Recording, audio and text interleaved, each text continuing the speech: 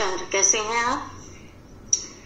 आज हम एक ऐसे ज्वलंत मुद्दे पर बात करेंगे जिसकी आवश्यकता पहले भी थी, आज भी है और हमेशा रहेगी, और जिसके बिना हम अपने जीवन की कल्पना कर ही नहीं सकते। वह है पानी। आज हम एक ऐसा लेख पढ़ेंगे जिससे आपको पानी की महत्ता समझ में आएगी और पानी के बिना होने वाली परेशानियां भी। तो चलिए, अक्सर आपके मन में भी ये सवाल आते होंगे कि पानी कहाँ से आता है, कहाँ चला जाता है, ये है सब। तो हम इन समस्याओं का समाधान ढूंढते हैं इस लेख से। तो खोलिए पाठ 16, पानी रे पानी। कहाँ से आता है हमारा पानी और फिर कहाँ चला जाता है हमारा पानी? हमने कभी इस बारे में कुछ सोचा है? सोचा तो नहीं होगा शायद, पर इस बारे में पढ़ा जरूर है। भूगोल की किताब पढ़ते समय जल चक्र जैसी बातें हमें बताई जाती हैं। एक सुंदर सा चित्र भी होता है इस पाठ के साथ। सूरज, समुद्र, बादल, हवा, धरती, फिर बरसात की बूंदें, और लो फिर बहती हुई एक नदी, और उसके किनारे बसा तुम्हारा हमारा घर, गांव या शहर। चित्र के दूसरे भाग में यह नदी अपने चारों तरफ का पानी लेकर उसी समुद्र में मिलती दिखती है।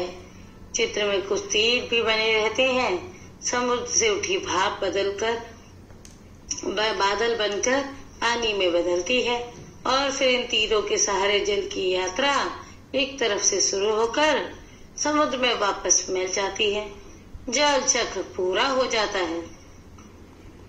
यह तो हुई जल चक्र की किताबी बात, पर अब तो हम सबके घरों में, स्कूल में, माता पिता के दफ्तरों में, कारखानों और खेतों में पानी का कुछ अजीब सा चक्कर सामने आने लगा है। नलों में पूरे समय पानी नहीं आता। नल खोलो तो उससे पानी के बदले सू सू की आवाज आने लगती है। पानी आता भी है तो बेवक्त, कभी देर रात को तो कभी भोर सवेरे। मीठी नींद छोड़कर घर भर की बाल्टियां, बर्तन और घड़े भरते फिरो। पानी को लेकर कभी कभी कहीं कहीं आपस में तू तू मैं भी होने लगती है। रोज रोज के झगड़े टंटों से बचने के लिए कई घरों में लोग नलों के पाइप में मोटर लगवा देते हैं। इससे कई घरों का पानी खींचकर एक ही घर में आ जाता है।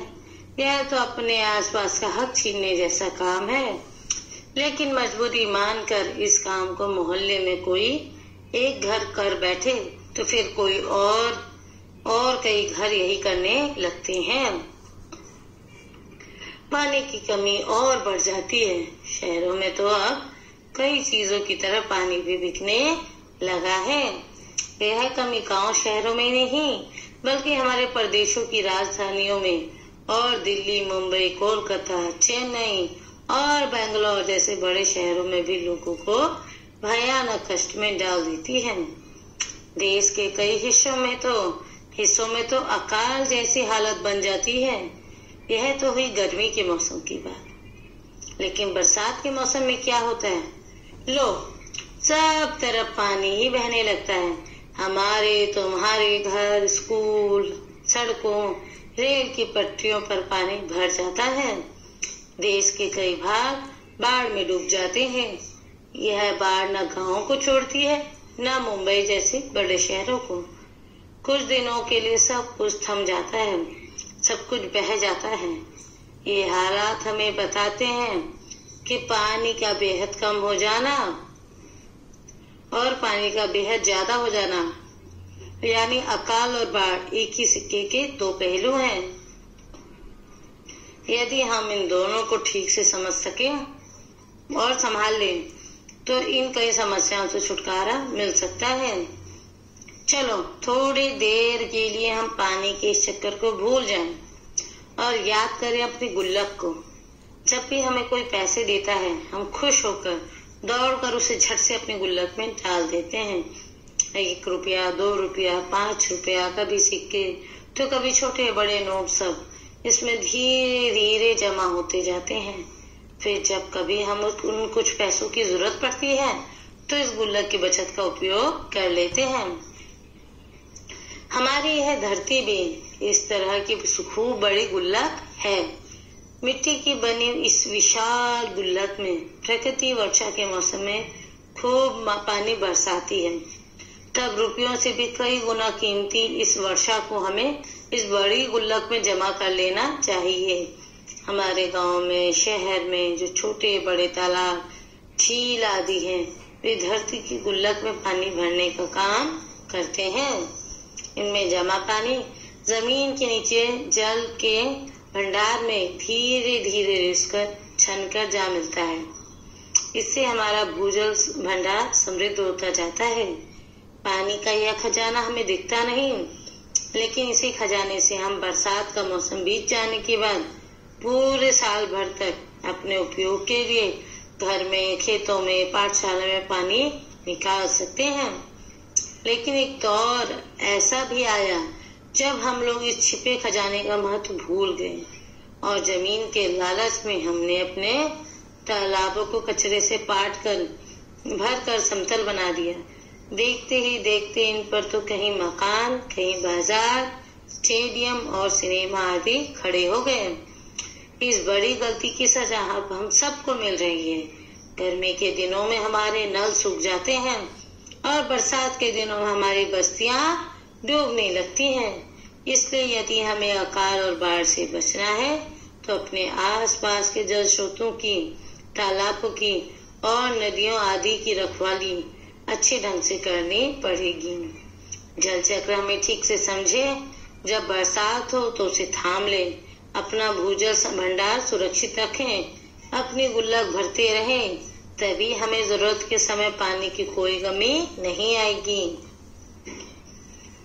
यदि हमने जल चक्र का ठीक उपयोग नहीं किया तो हम पानी के चक्कर में फंसते चले जाएंगे।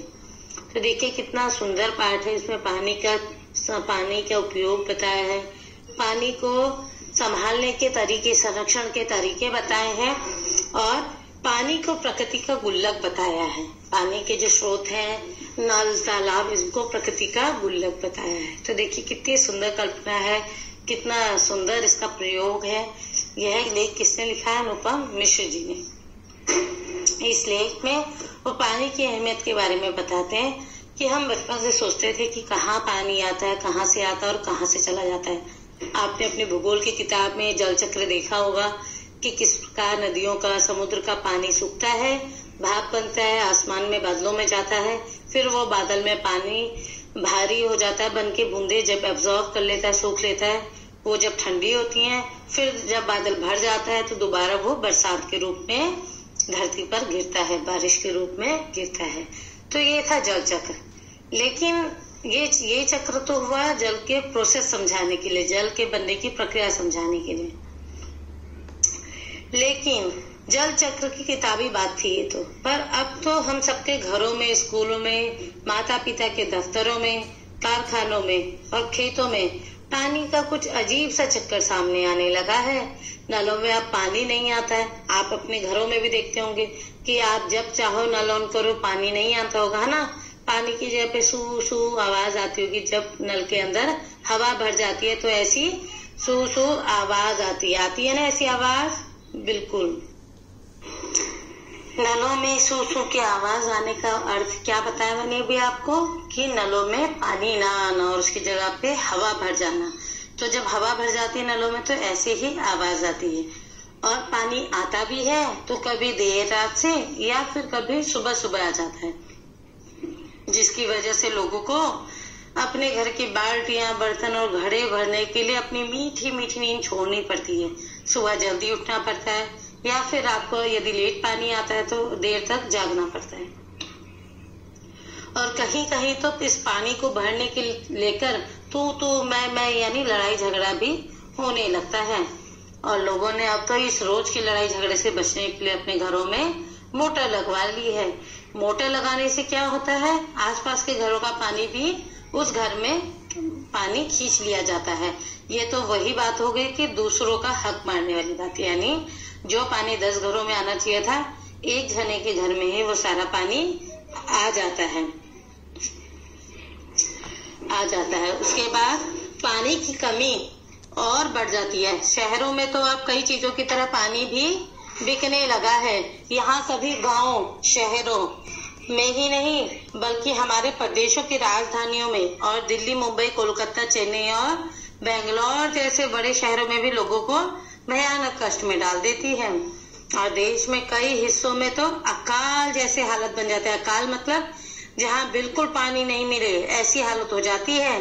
ये तो हुई गर्मी के मौसम की बात, लेकिन बरसात के मौसम में क्या होता है पता है क्या होता है? सब तरफ पानी ही पानी आ जाता है। तुम्हारे स्कूल, घर, सड़कों, रेल की पटरियों सब पर पानी भर जाता है और देश के कई भाग बाढ़ में डूब जाते हैं। यह क्यों होता है? यह हालात हमें बताते हैं कि पानी का बेहद कम हो जाना या पानी का बेहद ज्यादा हो जाना, यानी अकाल और बाढ़ एक ही सिक्के के दो पहलू हैं। यदि हम इन दोनों को ठीक से समझ सकें और संभाल ले तो इन कई समस्याओं से छुटकारा मिल सकता है। जैसे मैं आपको एक सरल उदाहरण से बताती हूँ जिसमें दिया गया है। आपके पास, सबके पास गुल्लक होती है। आपको जब कोई आपके घर में मेहमान आता है, आपको पैसे देता है, सिक्के देता है, या 10 रुपए, 100 रुपए, 50 रुपए का नोट देता है, आपको सारे सिक्के या नोट अपने गुल्लक में डालते रहते हैं, है ना? और जब आपको जरूरत होती है आप उसमें से निकाल देते हैं। उसी प्रकार प्रकृति का गुल्लक क्या होते हैं? नदी, तालाब, समुद्र, छोटे छोटे तालाब, झील, ये सब नदी की, प्रकृति की गुल्लक होती है जिसमें पानी जमा होता है। और जब बरसात में वो पानी जमा होता है और जब बरसात का मौसम निकल जाता है, गर्मियों में, सर्दियों में, वही पानी का स्रोत धरती के नीचे रिस कर हमें पूरे साल मिलता है। हमारे पीने का स्रोत बनता है। पानी के प्रयोग के लिए हमारे काम आता है। लेकिन हम लोग उस जो स्रोत है, नदी, झील, तालाब, उन छोटे छोटे तालाबों को बंद करके इसमें कूड़ा कचरा डाल देते हैं, उसे बंद कर देते हैं। उसके ऊपर बड़े बड़े मॉल बना दे रहे हैं, घर बना दे रहे हैं, बिल्डिंग, मकान, बाजार, स्टेडियम बना दे रहे हैं। इसी बड़ी गलती की सजा हम सबको अभी तक मिल रही है। और गर्मियों के दिनों में हमारे नल सूख जाते हैं। बरसात के दिनों में उस पानी का निकास नहीं हो पाता जो आसमान से गिरा है बारिश के रूप में। उसके निकास के लिए स्रोत तो है ही नहीं। अब हमने वहां पर सब जगह जहां पर पहले तालाब थी, नदियां थी, वहां पर मकान बना लिए, बाजार बना लिए, बड़ी बड़ी बिल्डिंग खड़ी कर दिए, तो पानी कहाँ जाएगा? जिस कारण हमारी बस्तियां डूबने लगती हैं। इसलिए यदि हमें अकाल और बाढ़ से बचना है तो हमें अपने आसपास के जल स्रोतों की, तालाबों की और नदियों आदि की रखवाली अच्छे ढंग से करनी पड़ेगी और उन्हें साफ सुथरा भी रखना पड़ेगा। जल चक्र हम ठीक से समझे।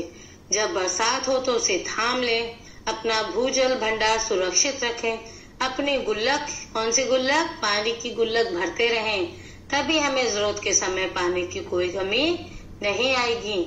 यदि हमने जल चक्र का ठीक उपयोग नहीं किया तो हम पानी के चक्कर में फंसते चले जाएंगे और एक दिन ऐसा आएगा कि पानी के बिना हम सब मर जाएंगे। तो इसलिए हमें पानी बचाना बहुत जरूरी है।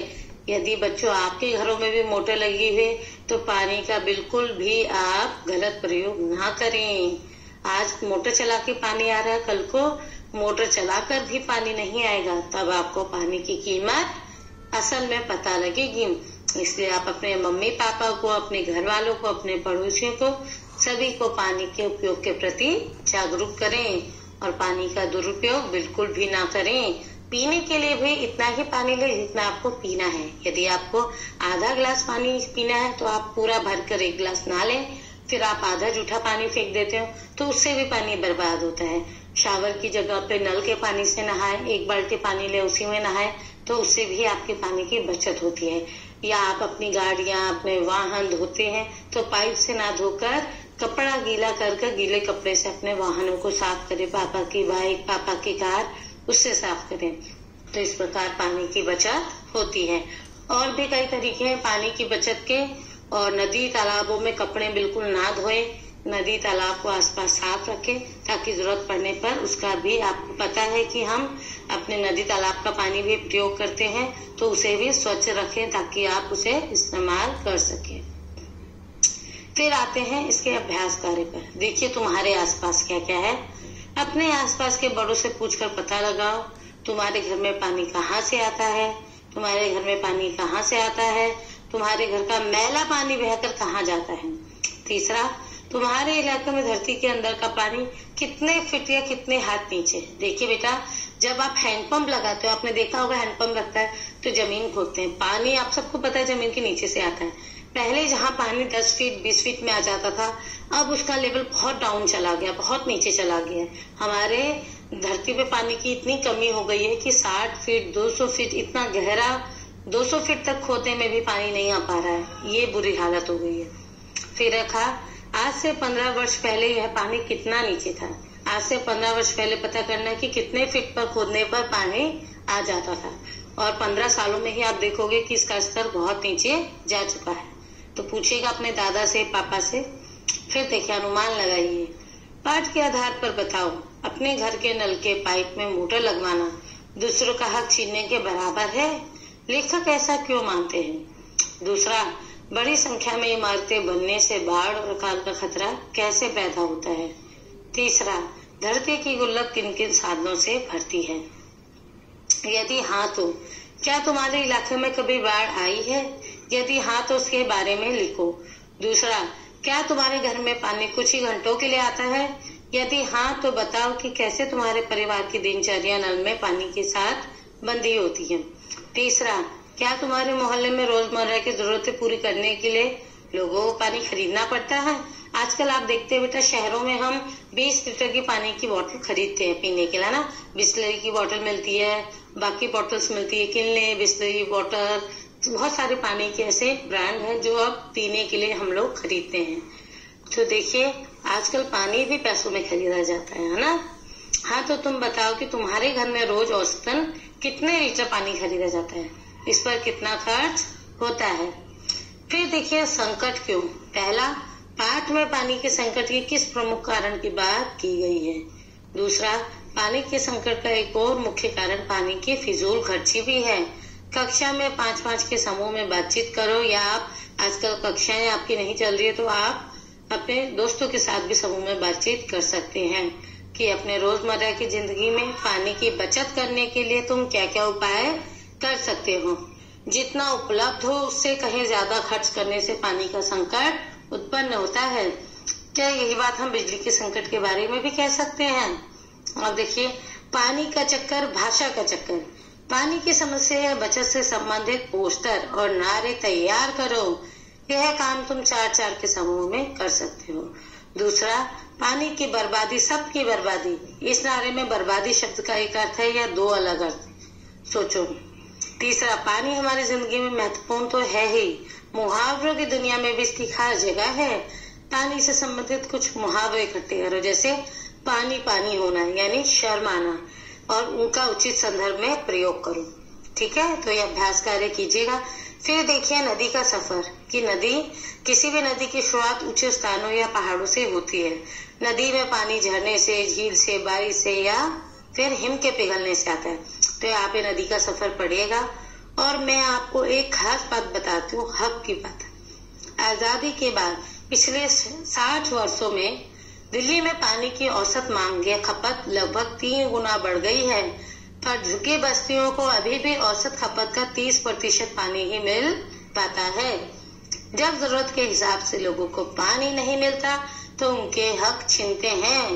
हमारे समाज में जरूरतों से जुड़े और कौन से मुद्दे हैं जहां हमें बराबरी का बंटवारा नहीं दिखाई देता, और कई लोगों का हिस्सा छीन कर कुछ लोगों को दे दिया जाता है। कक्षा में और घर पर बड़ों के साथ चर्चा करो। तो यह सब थी आज पानी के विषय में बहुत ही महत्वपूर्ण बातचीत थी। यह लेख बहुत ही महत्वपूर्ण है। मैं आशा करती हूँ आपको इस लेख से काफी कुछ समझ में आया होगा। पानी की बचत कितनी जरूरी है ये भी समझ में आएगा। तो आपसे आप अपने घर पर अपने मम्मी पापा को, अपने पड़ोसियों को, अपने रिश्तेदारों को और अपने दोस्तों को, सभी को पानी के बारे में जागरूक करेंगे, पानी की बचत के बारे में जागरूक करेंगे। इसी आशा के साथ मैं विदा लेती हूँ। फिर मिलूंगी आपसे अगले पाठ के साथ। धन्यवाद।